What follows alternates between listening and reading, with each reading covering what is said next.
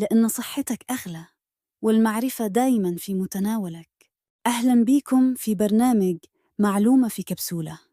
معاكم الدكتورة رضوى يسري، دكتورة صيدلانية. هنا هتاخدوا معلومات طبية دقيقة، سهلة، ومن غير تعقيد.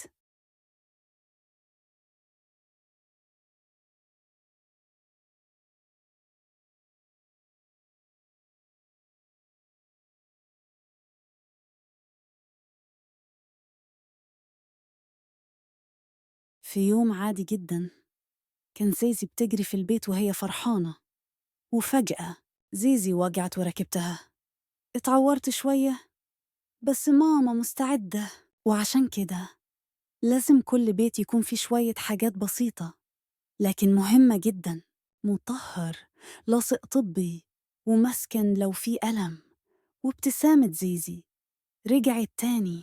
خلي في بيتك دايما مسكن مطهر، كريم حروق، مضاد هيستامين، لاصق طبي، علشان تكوني دايما جاهزة لأي طوارئ صغيرة.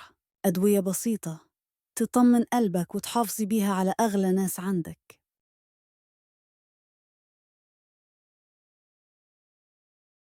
وبكده نكون وصلنا لنهاية حلقتنا من معلومة في كبسولة.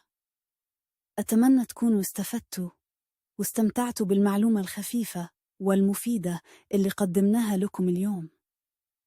أنا الدكتورة رضوى، بشكركم على وقتكم الجميل، وبأفكركم دايما: صحتك أمانة وعلمك قوتك.